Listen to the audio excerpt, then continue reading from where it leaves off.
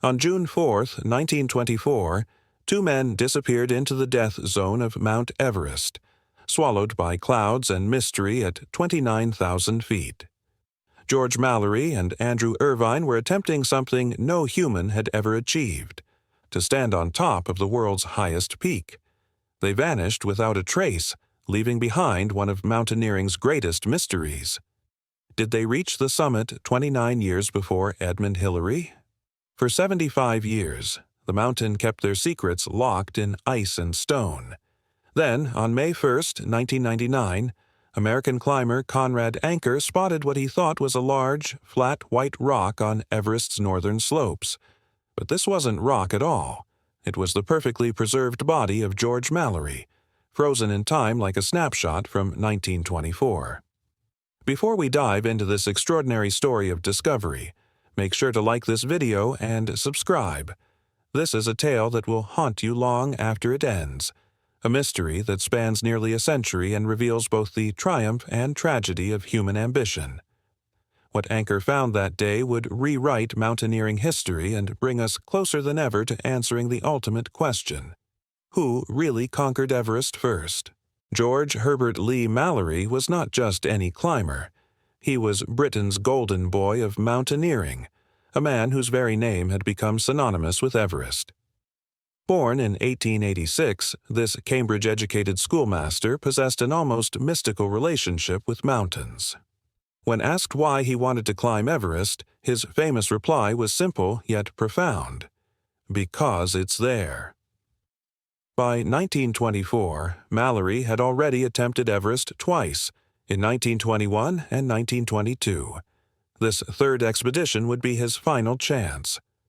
The British Mount Everest Committee had assembled their strongest team yet, and Mallory, now 37, knew this might be his last opportunity to achieve what had become his obsession. His climbing partner, Andrew "Sandy" Irvine, was just 22 years old, a mechanical engineering student from Oxford with an exceptional talent for fixing the expedition's troublesome oxygen apparatus. Though young and relatively inexperienced on high peaks, Irvine's technical skills and physical strength made him invaluable to the team. Mallory chose Irvine over more experienced climbers, believing the young man's abilities with the oxygen sets would prove crucial for their summit attempt. On June 4, 1924, the pair departed from Camp 6 at 26,800 feet on the North Col route. According to the expedition support team who watched them leave, Mallory was brimming with confidence. He told the porters they would reach the summit and return to camp before nightfall. The weather appeared favorable, with clear skies and manageable winds. The last confirmed sighting of Mallory and Irvine came from teammate Noel Odell, who was climbing in support from below. At 12:50 p.m., through a brief break in the clouds, Odell spotted two tiny figures moving along the northeast ridge, apparently making good progress toward the summit. He watched as they overcame what appeared to be the second step, a 90-foot vertical rock cliff that had never been climbed before. Then the clouds closed in, and the two men vanished forever. As evening fell and then night, there was no sign of their return. The expedition waited anxiously at Camp 6, straining their eyes toward the summit pyramid. By the next morning, it became clear that something had gone terribly wrong. The mountain had claimed 2 more lives, but unlike other Everest fatalities, these men had simply disappeared into thin air. Search parties were organized immediately, but the harsh conditions and limited resources of 1924 made any extensive search impossible. The team scoured the accessible areas of the route but found no trace of either climber. Eventually, the expedition was forced to abandon their search and retreat from the mountain, leaving behind not just 2 teammates, but one of the greatest mysteries in exploration history. For 75 years, George Mallory and Sandy Irvine remained ghosts on Everest, their fate unknown, their story unfinished. The mystery of Mallory and Irvine captivated the mountaineering world for decades. Unlike today's Everest, where satellite phones and GPS tracking monitor every climber's movement, the 1924 expedition operated in complete isolation once they left base camp. The last radio contact had been days before their summit attempt, leaving investigators with only fragments of evidence and eyewitness accounts. Noel Odell's sighting became the cornerstone of all subsequent investigations. His description of seeing two figures surmounting a rock step at 12:50 p.m. placed them tantalizingly close to the summit with several hours of daylight remaining. But Odell's account raised as many questions as it answered. Which rock step had he actually observed? The second step, the third step, or perhaps the first step lower down the ridge? Over the following decades, mountaineering historians and Everest experts analyzed every detail of the 1924 expedition. They studied weather records, examined the team's equipment, and interviewed surviving expedition members. The primitive oxygen apparatus of 1924 became a particular focus. Could the heavy, unreliable sets have helped or hindered their progress? In 1933, British climber Frank Smythe discovered an ice axe at 27,760 feet on the northeast ridge, some 800 feet above where Mallory's body would eventually be found. The axe bore Chinese characters, but more importantly, it was identified as likely belonging to either Mallory or Irvine. This discovery provided the first concrete evidence of how high the pair had climbed, but it also raised disturbing questions about what had happened during their descent. The 1960 Chinese Everest expedition added another intriguing piece to the puzzle. Chinese climber Wang Hongbao reported finding the body of an English dead at 8,100 meters. He described the body as having old-fashioned clothing and rope, perfectly preserved by the mountain's freezing conditions. Unfortunately, Wang was killed in an avalanche the day after sharing this information, taking crucial details about the location to his grave. Various theories emerged over the decades. Some experts believed Mallory and Irvine had reached the summit but died during their descent, perhaps caught by darkness and exhaustion. Others argued they had turned back before the summit, only to meet disaster on the way down. The lack of evidence meant every theory remained pure speculation. By the 1990s, advances in high-altitude climbing techniques and equipment made it possible to conduct more extensive searches. The Mallory and Irvine research expedition was organized specifically to solve this 75-year-old mystery. With modern GPS technology, satellite communications, and detailed topographical maps, the 1999 expedition had tools that the 1924 team could never have imagined. The stage was set for one of mountaineering's greatest detective stories to finally reach its conclusion. May 1, 1999, dawned clear and cold on Everest's north face. The BBC-sponsored Mallory and Irvine research expedition had been methodically searching the mountain for weeks, following leads from historical accounts and Wang Hongbao's 1960 sighting. American climber Conrad Anker was conducting a systematic search pattern across the wind-scoured slopes when something caught his eye.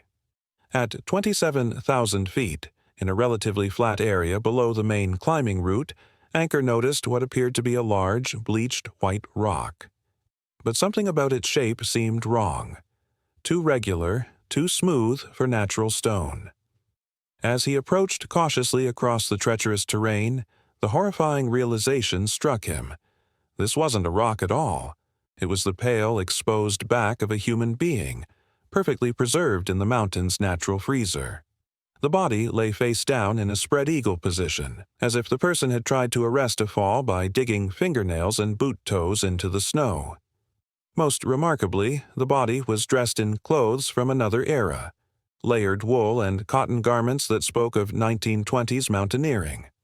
Anker's heart raced as he radioed to his teammates. The preservation was extraordinary.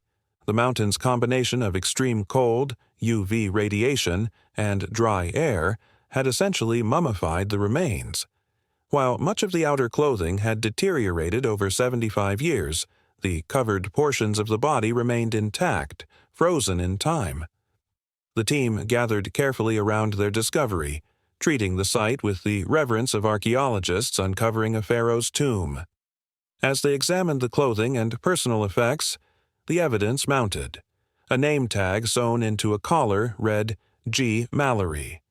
This was unmistakably George Lee Mallory, Britain's most famous missing mountaineer. The position of the body told a story of tragedy. Mallory's right ankle was severely broken, twisted at an unnatural angle. His left ankle was also injured, and his arms showed signs of compound fractures. The pattern of injuries suggested a catastrophic fall, but remarkably, Mallory appeared to have survived the initial impact. Most haunting of all, the body's position indicated that Mallory had been conscious after his fall. His uninjured leg was crossed protectively over his broken one, a natural human response to severe pain. He had also managed to partially shelter himself, suggesting he had lived for some time after the accident, perhaps hoping desperately for rescue that would never come. The discovery location itself provided crucial clues about the pair's final movements. Mallory's body lay at approximately 26,760 feet, well below the last confirmed sighting on the northeast ridge. This suggested they had been descending when disaster struck, but whether from the summit or from a failed attempt remained tantalizingly unclear. As the team documented their find with cameras and GPS coordinates, they knew they had uncovered not just a body, but a time capsule from mountaineering's heroic age.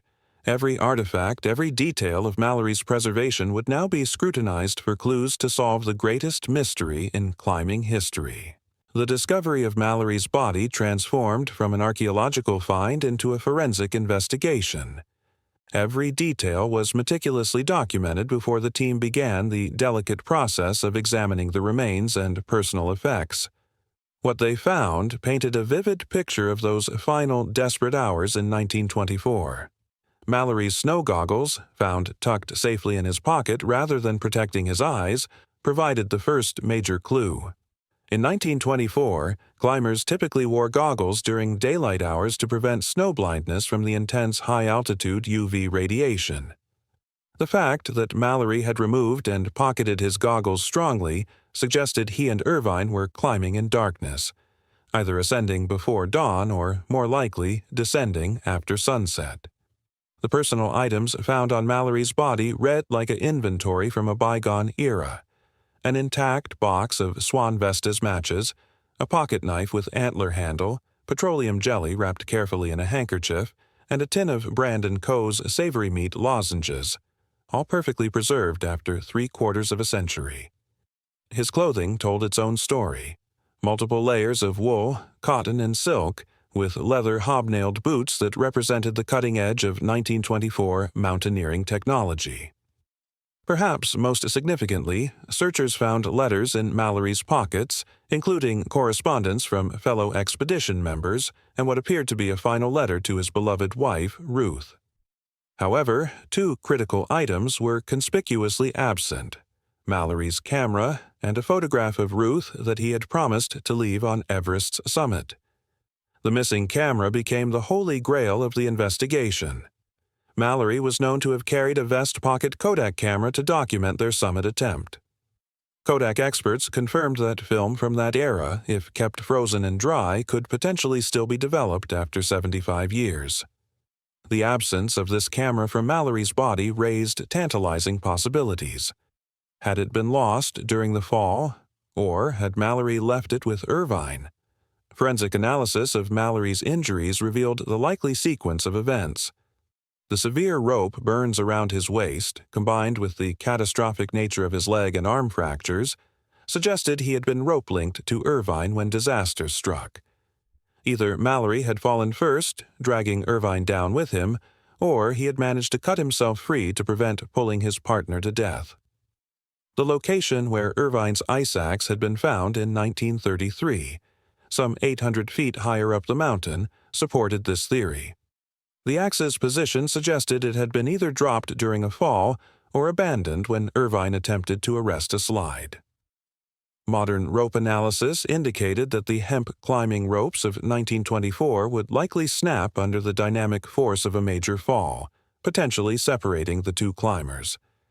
DNA analysis confirmed the body's identity beyond doubt, while careful examination of the route and weather records from June 1924 helped piece together their final day. The evidence suggested Mallory and Irvine had made remarkable progress up the mountain, potentially reaching higher than any previous expedition. Most compelling was the discovery of Mallory's altimeter, still showing readings consistent with extreme altitude. While not conclusive proof of a summit attempt, it indicated the pair had climbed to unprecedented heights in 1924.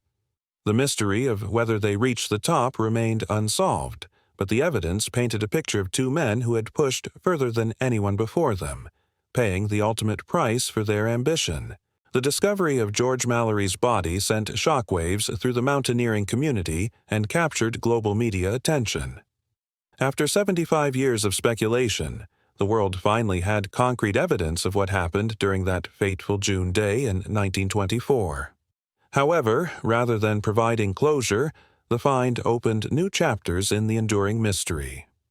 Following extensive documentation and analysis, the expedition team made the decision to bury Mallory's remains on the mountain where he had died. In a solemn ceremony at 27,000 feet, they covered his body with stones and debris, creating a permanent gravesite below the yellow band. The GPS coordinates were recorded but kept confidential to protect the site from trophy hunters and curiosity seekers. The Anglican burial service was read by expedition chaplain, honoring Mallory's final wish to rest on the mountain he had loved. Team members noted the profound emotion of the moment, finally giving proper rest to a man who had become a legend in life and an enigma in death. The impact on Mallory's family was immense. His youngest son, John Mallory, who was just 3 years old when his father disappeared, finally had answers about his father's fate. Ruth Mallory had died in 1942, never knowing what became of her husband, but their children and grandchildren found some peace in the discovery. The find revolutionized understanding of early Everest attempts and sparked renewed interest in pre-war expedition history. Museums worldwide requested artifacts from the discovery, leading to traveling exhibitions that introduced new generations to the heroic age of exploration. The story inspired documentaries, books, and academic research that continue today. Legal and ethical questions arose about the treatment of bodies on Everest. Mallory's respectful burial became a model for handling similar discoveries, establishing protocols that balance scientific inquiry with human dignity. The expedition's careful documentation and cultural sensitivity set new standards for high-altitude archaeological work. The search for Andrew Irvine intensified dramatically. Multiple expeditions have since scoured the areas above Mallory's final resting place, hoping to locate Irvine's body and, most importantly, any cameras or equipment that might provide definitive proof of their summit attempt. Recent discoveries of boot and sock fragments believed to belong to Irvine have renewed hope that the complete story may yet be told. Modern climbing techniques and equipment analysis have provided new insights into what Mallory and Irvine accomplished. Recreation of their route using period-accurate gear has demonstrated the extraordinary difficulty of their attempt, making their achievements even more remarkable. Whether or not they reached the summit, their progress represented one of the greatest mountaineering feats in history. The Mallory and Irvine research expedition's success proved that even after decades, mountains can yield their secrets to those persistent enough to seek them. The discovery of George Mallory's body reminds us that some mysteries transcend simple answers. While we now know how Mallory died, the ultimate question, did he and Irvine reach Everest's summit in 1924, remains beautifully, frustratingly unsolved. Perhaps that's exactly as it should be. Mallory's story represents far more than a climbing achievement or failure. It embodies the human spirit's relentless drive to push boundaries, to attempt the impossible, despite overwhelming odds. In 1924, reaching Everest's summit was considered beyond human capability. Using primitive equipment, breathing apparatus that barely functioned, and wearing wool clothing against the planet's harshest environment, Mallory and Irvine ventured where no human had ever survived. Their legacy lives on in every climber who attempts Everest today. Modern mountaineers follow routes pioneered by these early explorers, using techniques developed through their sacrifices. The Northeast Ridge route that claimed Mallory and Irvine remains one of Everest's most challenging and respected paths to the summit. The preservation of Mallory's body after 75 years serves as a powerful reminder of Everest's unforgiving nature. The mountain keeps its secrets jealously, releasing them only when it chooses. Every climber who ventures into the death zone walks past memorials to those who came before, frozen reminders of the ultimate price of ambition. Recent developments in the search for Andrew Irvine's remains continue to fuel hope that definitive answers may yet emerge. Until then, the mystery endures, inspiring new generations of explorers and dreamers. George Mallory once wrote to his wife Ruth that he wanted to prove that the human spirit could triumph over any obstacle. Whether or not he reached Everest's summit, he achieved something perhaps more important. He became a symbol of human determination that will never be forgotten. If this remarkable story of discovery and mystery has moved you, please like this video and subscribe for more investigative explorations into history's greatest unsolved cases. Share your thoughts in the comments below. Do you believe Mallory and Irvine reached the summit before they died? Some questions are more powerful than their answers, and George Mallory's final climb remains one of humanity's most compelling mysteries.